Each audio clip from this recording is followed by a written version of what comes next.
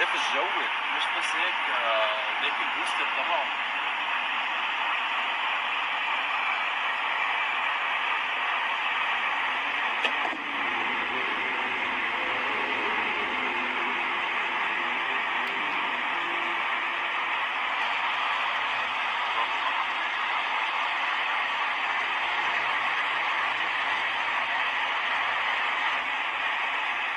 هيك عم يعترضون ولا كأنه لا لا عم يطلعوا.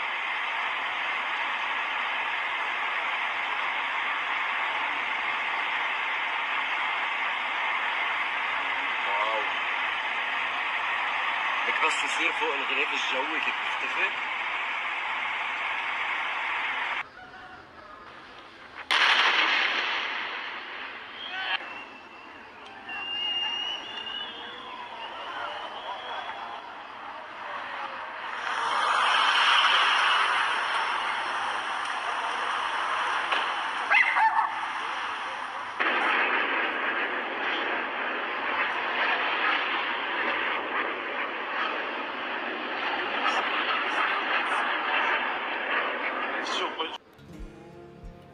Assalamualaikum warahmatullahi wabarakatuh. Alhamdulillah. Selamat pagi para sedulur-sedulur yang saya cintai dan semoga dicintai oleh Allah SWT.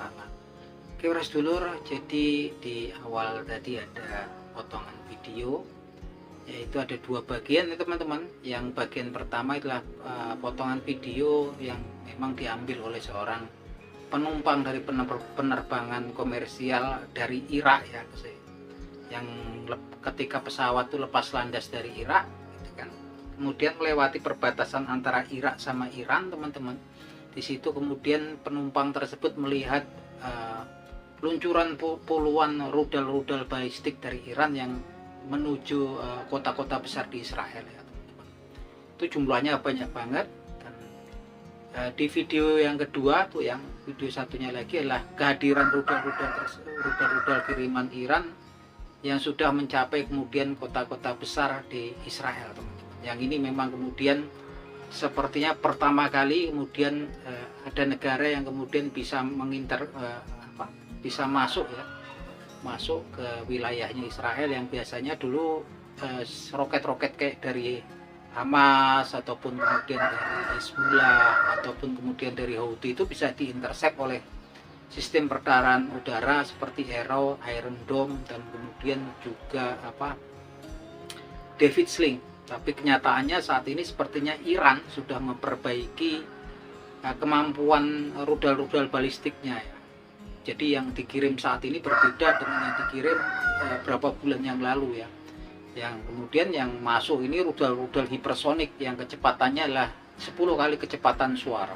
Ini luar biasa sekali, sampai kemudian bisa menghancurkan target-target yang ada di kota-kota besar yang ada di Israel. Dan kerusakannya masif, dan memang kemudian juga nggak bisa lagi ditutupi oleh pemerintah Israel, apalagi di era digital saat ini, ketika kemudian banyak pewarta dari utamanya dari negara-negara barat yang kemudian mengambil video dan menguploadnya di media sosial atau di stasiun TV, tampak kerusakan masif di kota besar Tel Aviv yang merupakan ibu kotanya Israel. Dan yang kena ini juga kota-kota besar lain ya gitu kan. Yang tadi kena itu kota Haifa itu Tel Aviv, Haifa, Eskalon, Yerusalem, semua ya dibombardir. Dan Iran ini tampaknya memang kemudian dengan beraninya memang tidak mau negosiasi dengan pihak Israel pasca serangan ini. Mereka akan terus menyerang Israel sampai Israel kemudian jera. Yang jelas ya, Iran di sini tampak kehebatannya lah kemandiriannya ya.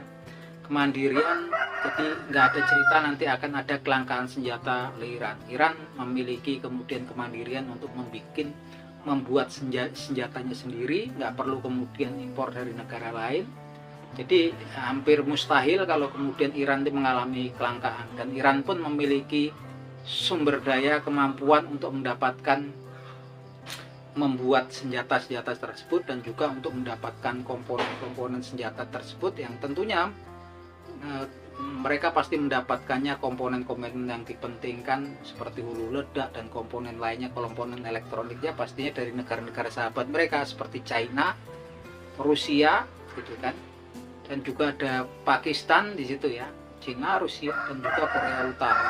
Nah ini memang kemudian konflik eskalasinya semakin lama semakin panas. Tapi yang jelas kemarin pasca keberhasilan daripada serangan Israel, presisinya sampai kemudian ada 6 orang jenderal daripada Iran yang kemudian tewas, dan juga para ilmuwan nuklir Iran yang tewas, menunjukkan bahwasannya memang Mossad ini sudah, agen-agen Mossad sudah berkeliaran di internal Iran, di negara Iran.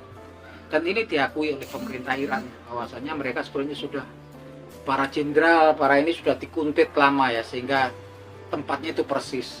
Tapi ini memang kemudian memang hal ini sudah disebutkan oleh Rasulullah SAW perihal orang-orang Yahudi yang ada di Iran, bahwasanya nanti kelak di akhir zaman para pengikut rajanya Yahudi yaitu Dajjal, yang merupakan fitnah terbesar daripada umat manusia dari penciptaan Nabi Adam alaihissalam sampai dengan yaumil kiamah nanti adalah Dajjal. Dan Dajjal ini adalah pemimpinnya, rajanya kaum Yahudi di akhir zaman, kaum Wahyudi di akhir zaman. Dalam sebuah hadis yang diriwayatkan oleh sahabat Abu Bakar As-Siddiq radhiyallahu anhu yang bunyinya sebagai berikut. Bismillahirrahmanirrahim. Ad-Dajjalu yakhruju min ardil masyriqi yuqalu laha Khurasan. Ada hadis yang lain yang juga memberitakan tentang kehadiran Dajjal yang bunyinya sebagai berikut. Bismillahirrahmanirrahim. Yatba'u ad-Dajjalu min Yahudi asbahan sab'una alfa alaihim toyalisa. Yang artinya sebagai berikut. Dajjal itu akan muncul dari bumi bagian timur, artinya timur dari negara Arab Saudi ya, karena waktu itu Rasulullah SAW ketika hadis ini turun kurang lebih di area kota Madinah. Jadi sebelah timurnya min ardil masyriqi yuqalu laha Khurasan, tempatnya Khurasan. Dan di Iran sendiri ada tempat yang masuk rejim Khurasan, yaitu kota Tus dan kota Nisapur yang ada di selatan Iran. Dan di hadis yang kedua tadi diberitakan yang artinya sebagai berikut, bahwasanya Dajjal itu kelak mereka akan diikuti, akan disokong oleh 70 orang Yahudi yang dari kota Asbahan atau kota Isfahan. Nah, kota Isfahan ini adalah salah satu kota yang kemarin menjadi korban pengeboman Israel ya, karena di situ terjadi ada pabrik-pabrik nuklir, pabrik-pabrik senjata, dan laboratorium pengayaan nuklir sekarang reaktor nuklir di Iran. Yang mereka dibom di Iran itulah kota Teheran, Natanz, dan kemudian Isfahan. Isfahan adalah salah satu kota ketiga terbesar di Iran.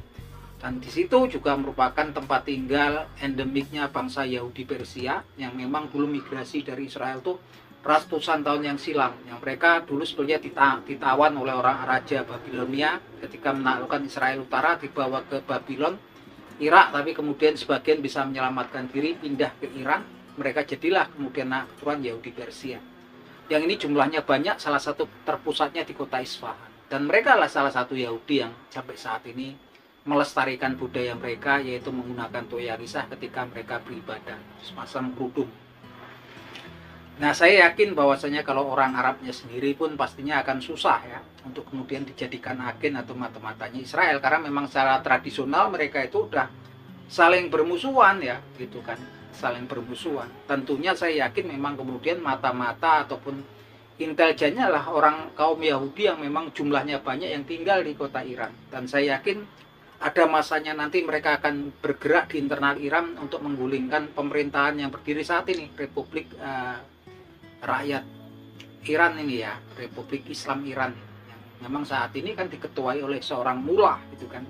Dan kedepannya memang saya pikir akan ada pergerakan dari internal Iran sendiri ya, dan itu yang memang terjadi di Irak, terjadi di Libya. Mereka pasti menggunakan orang dalam, dan kemungkinannya besar karena di Iran sendiri banyak orang Yahudi, dan saya meyakini bahwasanya presisinya kemarin itu sesuai dengan para pengamat militer, tempat-tempatnya, tempat tinggal mereka itu sudah dikutip dan sudah ditandai secara digital ya oleh para mata-mata tersebut. Nah, inilah kemudian kita wajib berhati-hati. Saat ini memang kita memasuki salah satu fase yang memang kemudian saya bilang akhir zaman ya, karena memang saya meyakini pada saatnya nanti Iran pasti pemerintahan yang sah kalau digulingkan dari internal ya. Ini merupakan ujian yang terbesar, karena kalau kita lihat skema hadisnya itu rajanya Yahudi itu nanti munculnya malah dari wilayah Iran. Pengikutnya jelas-jelas presisinya mereka dari kota Isfahan disebutkan di situ. saya pikir konflik ini masih panjang. Kita sebagai manusia ya, ciptanya Allah Subhanahu wa taala, hanya kemudian mengamati dan mohon perlindungan pada Allah Subhanahu wa taala tentang kemudian peristiwa kemunculan Dajjal ini, karena memang benang merahnya udah mulai tampak ya. Dan saya meyakini agen-agen intelijen Iran ini memang sudah bertebaran di internal Iran dan pastinya akan menghasut dan kemudian juga mempengaruhi internal Iran. Ya, semoga kita selalu dilindungi oleh Allah Subhanahu wa taala dari fitnahnya Dajjal. Nah, itu aja teman-teman obrolan singkat kita di pagi hari ini. Akhir kata wabillahi taufik wal hidayah. Wassalamualaikum warahmatullahi wabarakatuh.